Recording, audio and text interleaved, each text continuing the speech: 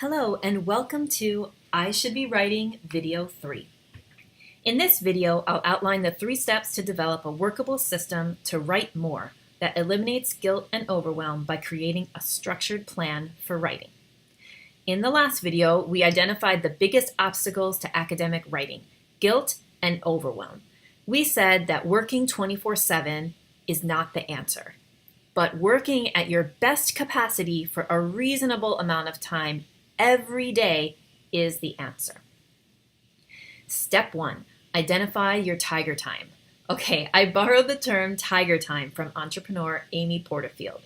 This is the time of day when you work the best, with the most focus, clarity, and energy. Now, you might already know that you are a morning person or a night owl, but take a little time to do this exercise and you'll be able to pinpoint your best and worst times for writing. You probably have an absolute best time and a second best time, along with other times when you absolutely should avoid trying to write. By identifying these times and understanding that you would be just wasting your time to try to write during your worst times, you'll be getting rid of guilt and letting go of the idea that you should be writing 24/7. As I mentioned in video 2, this is key to being more productive. So here's the activity. I've linked to a worksheet in PDF form. Go ahead and download it. Here's what it looks like. You're going to keep this journal for 5 days. As you move through your day, you're going to mark up your journal. About every hour during your workday, you pull out this journal and reflect on how you're feeling. Then mark that hour with the color based on this key. Green is the most energy, inspiration, and drive. It's when you feel like you could kind of take over the world. That's your most important tiger time. Blue means you're still pretty energized, but maybe you need to take more breaks to sustain momentum. Orange is that you're easily distracted, bored, tired, or procrastinating. And red, that's those times when you have complete exhaustion and there's just no way that you're getting anything done. If you keep this journal for 5 days, you'll start to see patterns develop. Once you're done, you can mark off your tiger time on the second page of the journal worksheet that looks like this. Step 2. Okay, once you've identified your tiger time, you need to block it off your calendar. Don't try to block off more than 2 hours at a time. It's not realistic to write for a solid 2 hours every day. What you're looking to do is create a consistent routine, and a few of us have more than 2 hours per day to write. If you do, that's great. But for most of us, we're balancing teaching, meetings, and our own personal life, so 2 hours is good enough.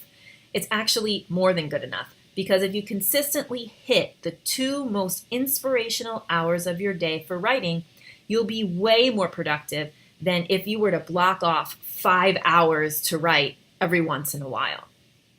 If you can't do 2 hours in a row, that's fine. Try to do 1 hour during your tiger time and another hour during your second best time. If you only have 1 hour or 30 minutes, that's fine too. You can break it up.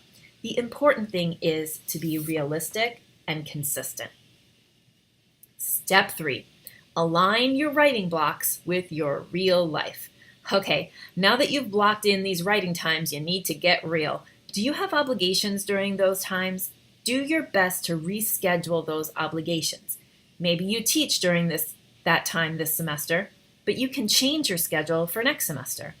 Of course, there are things we can't change, like having to drop off our kids at school at a certain time, but I encourage you to be creative. Is there a parent who could partner with you to alternate school pickup and drop off, for example? You also need to be diligent. Don't let yourself schedule meetings during your writing time. It is too important to let it slip. Be firm and treat your writing time just like any other appointment. What if you can't hit the perfect moment for writing?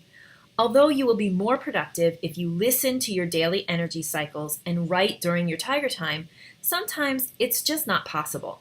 The key is not to use that as an excuse. Can't hit your best time? Schedule out your second best time.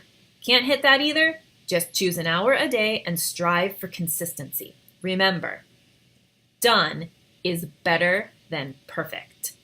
And Consistent is better than perfect. Okay, we've come to the end of this training. I hope that you believe me. It's time to get rid of guilt and overwhelm, and the way to do it is to develop a consistent writing system that focuses on taking advantage of your best, most productive hours. So here's my challenge to you. Implement this system for just 1 week and tell me all about it. Use the hashtag #IshouldBeWritingChallenge. For more support, daily advice on being more productive, and to feel like you're not alone on this runaway train we call the academic life, join me in my private Facebook group, facebook.com/groups/IshouldBeWriting. Have an excellent day.